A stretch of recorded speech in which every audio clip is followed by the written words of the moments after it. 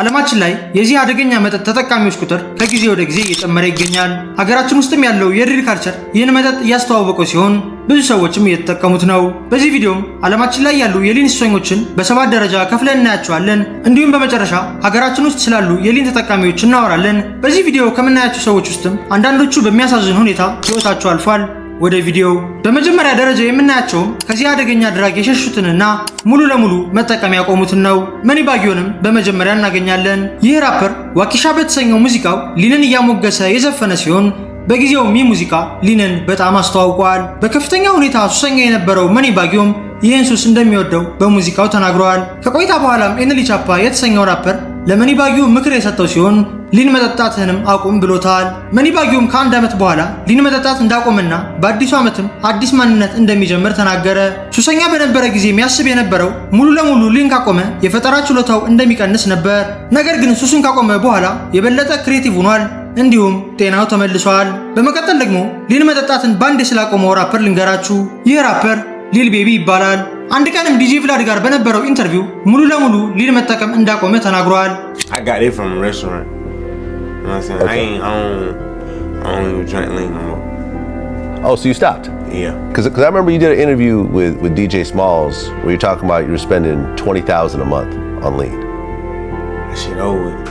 ሊል ቤቢ ሱሱን እንዳቆም ምክንያት የሆነውም ፍሬዶ ሳንታና የተሰኘው የቺካጎ ራፐር ከ3 ወር በፊት በመሞቱ ሲሆን ስለዚህ ራፐርም ትንሽ ቆይተን እናያለን። ለዓመታት ሊልን ሲጠቀም ቆይቶ ያቆመውን ሶልጃ ቦይን ደግሞ እንመልከት። ሶልጃ ቦይ ሊን ለመጠጣት በቀን ብቻ ከ500 እስከ $800 ያወጣል።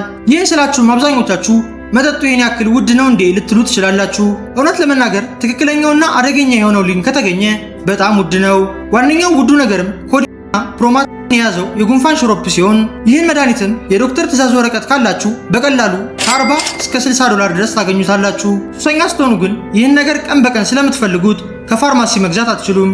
ምክንያቱም ይህ ሽሮፕ ያለ ፕሪስክሪፕሽን አይሸጥም። ለዚህም ነው ራፐሮች እስከ $500 እያወጡ ይህን መጠጥ የሚገዙት። ይህን መድኃኒት የማዘዋወር ስራም የሚሰራው በፋርማሲ ባለቤቶችና በእጽ አዘዋዋሪዎች ሲሆን ይህ ከታወቀ ግን ከፍተኛ የሆነ ቅጣት አለው። ወደ ኢትዮጵያ እንመለስና ይህን ድራግ እንዴት እንደሚጠቀሙት እንመልከት። አብዛኛው ኢትዮጵያ ውስጥ የምታዩት ሊን ትክክለኛው አይደለም። ምክንያቱም ይህን ሽሮፕ የሚያመርተው ድርጅት ስራ ያቆመው በ2014 በመሆኑ በከፍተኛ ሁኔታ የመመረት መጠኑ ቀንሷል። እኛ ሀገር ውስጥም እየመጣ ያለው ሽሮፕ ኮዲን ወይም ፕሮማተዚን የለውም።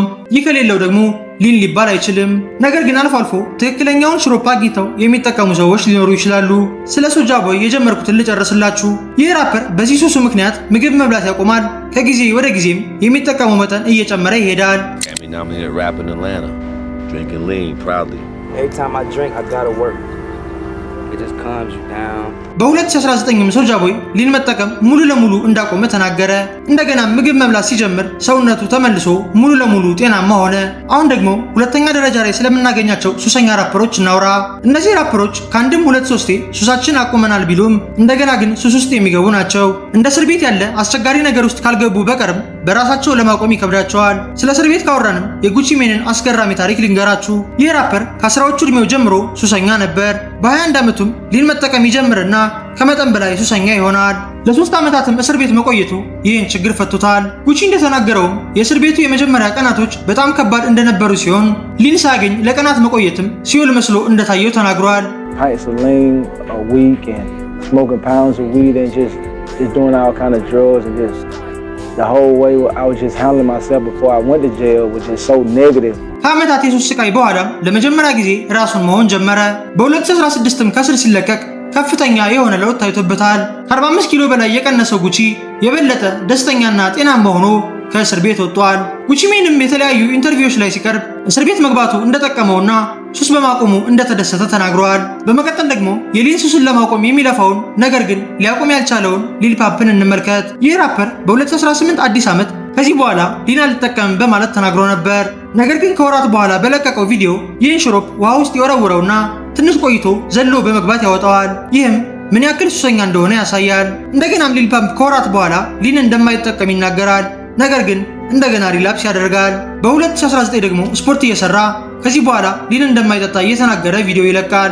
አሁንም ግን ሪላፕስ አድርጎ ወደ ሱሱ ይመለሳል። ሊል ፓምፕም ከሊን ሱስ መውጣት በጣም ከብዶታል። በመቀጠል ደግሞ ሶስተኛ ደረጃ ላይ ያሉ ሱሰኞችን እንመልከት። እዚህ ደረጃ ላይም ሊን እንደ ዋነኛ ሳይሆን ተጓዳኝ ሱስ ሆኖ ነው የሚታየው። ይህን ለመግለጽም ዋነኛው ምሳሌ ማክ ሚለር ነው። በ2012 ኮንሰርት የነበረው ማክ ሚለር ኮንፊደንስ ለማግኘት በሚል ሊን ይጠቀምና ከዛ ቀን ጀምሮ ሱሰኛ ሆኖ ይቀራል። ከቆይታ በኋላም ሊን መጠቀሙን ቢያቋርጥም ሱሰኛነቱ ግን አሁንም እሱ ጋር ነበር። በዚህም ለቀጣዮቹ 5 ዓመታት የተለያዩ ፕሪስክሪፕሽን ፒሎችንና ኦክሲኮዶን ይጠቀማል። 2018 አካባቢ ላይም እነዚህን መድኃኒቶች ከፋርማሲ ይልቅ ሰፈር ውስጥ ካሉ እጽ አዘዋዋሪዎች መግዛት ጀመረ። ከነዚህ ሰዎች የተገዙ እጾችም በትክክል ምን እንደሆኑ ለማወቅ አይቻልም። አንድ ቀንም ጄምስ የተሰኘ እጽ አዘዋዋሪ ኦክሲኮዶን ነው በማለት አደገኛ የሆነውን ፌንታሊን ይሸጥለታል። ይህ ድራግም በጣም አደገኛ ሲሆን ከሞርፊንም ከ50 እስከ 100 እጥፍ ይበልጣል። ከ3 ቀናት በኋላም ሴፕቴምበር 7 ላይ ማክ ሚለር ካሊፎርኒያ በሚገኘው ስቱዲዮ ውስጥ ሞቶ ይገኛል። ለሞቱ ምክንያትም እና አልኮል አንድ ላይ በመጠቀሙ ነበር። And Variety, among other outlets, is reporting Miller, whose real name is Malcolm James McCormick, age 26, died of an apparent overdose. የማክ ሚለር እናትም ቆይታ ልጅ እያወቀ ፌንታሊን ሊወስድ አይችልም ብላ ተናግራለች። ይህን ድራግ የሸጠለት ጄምስ የተሰኘው ግለሰብም በእስር ተቀጥቷል። በመቀጠል ደግሞ ስለ ሊን ከተነሳ አብሮ ስሙ የሚጠራውን ፊውቸርን እንመልከት። ፊውቸር ማለት የሊን ካልቸር የፊት ገጽ ሲሆን በየሄደበት ቦታ ሁሉም ይችን ነጭ ኩባያ ይዟት ነው የሚዞረው። የተለያዩ ጥናቶች ሲደረጉም በጣም ብዙ ሰዎች የፊውቸርን ላይፍ ስታይል ለመከተል እያሉ የጉንፋን መድኃኒቶችን ያላግባብ እንደሚጠቀሙ ተረጋግጧል። የፊውቸር አድናቂ የነበረው ጁስ ወርልድ የተሰኘው ራፐርም በዚህ ሱስ ምክንያት ህይወቱን አጥቷል። ይህንንም ወደ መጨረሻ እናያለን። 4ኛ ደረጃ ላይ ደግሞ ሲጀር የሚያጋጥማቸውን ራፐሮች እናገኛለን። ሊን አብዝታችሁ ስትጠቀሙ ሲጀር የማጋጠም እድሉ በጣም ቢቀንስም አንዴ ከተነሳባችሁ ግን በጣም አደገኛ ይሆናል። ለዚህ ምሳሌም ሊል ዋይንን እንመልከት። ይህ ራፐር በ2016 አደገኛ የሆነ ሲጀር አጋጥሞት ነበር። በጊዜውም ሊል ዋይን ከ3 ጠርሙስ በላይ የሚሆን ሽሮፕ ይጠጣና ፕራይቬት ጀት ውስጥ ገብቶ ወደ ካሊፎርኒያ ጉዞ ይጀምራል። ነገር ግን መሀል በረራ ላይ ሲጀር ያጋጥመውና ፕሌኗ መሬት ላይ አርፋ ሕክምና ይደረግለታል። ራሱን በደንብ የማያውቀው ሊል ዋይን ግን ደህና ነኝ በማለት ወደ ፕሌኑ ገብቶ እንደገና ጉዞ ይጀምራሉ። ከደቂቃዎች በኋላም እንደገና ሲጀር ያጋጠመው ሲሆን በድጋሚም ፕሌኗ ታርፍና ሕክምና ይደረግለታል። በአንድ ሌሊትም 2 ጊዜ የወደቀው ሊል ዋይን የዚህን ሱስ አስከፊነት በደንብ ተምሮበታል። ይህ ሁሉ አጋጥሞትማ ድጋሚ ሊን አይጠጣም እያላችሁ ይሆናል። ነገር ግን ሊል ዋይን በ2017 ከፍተኛ መጠን ያለው ሊን ይጠጣና የሆቴል ክፍል ውስጥ ወድቆ ይገኛል። ወዲያውም ወደ ሆስፒታል ሄዶ ሕክምና ሲደረግለት እዛ ሆስፒታል ውስጥ ሲጀር ያጋጥመዋል። በዚህም ምክንያት ላስ ቬጋስ ላይ የነበረው ኮንሰርቱ ተሰርዟል። 5ኛ ደረጃ ላይ የምናገኛቸው ራፐሮች ደግሞ ኩላሊታቸው በሊን ምክንያት የተበላሸባቸው ናቸው። ለዚህም ዋነኛ ምሳሌ ፍሬዶ ሳንታና የተሰኘው የቺካጎ ራፐር ነው።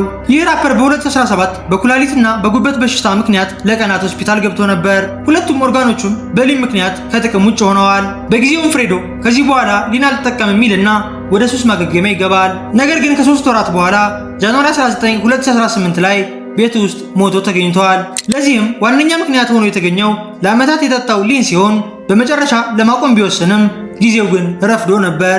የፍሬዶ ሞትም ብዙ የድሪል አድናቂዎችን ያሳዘነ ሲሆን ሊል ቤቢ የተሰኘውን ራፐርም ሊን እንዲያቆም ረድቶታል። እዚህ ደረጃ ሳንወጣም ከሞት ለትንሽ የተረፈውን ያንግ ተግን እንመልከት።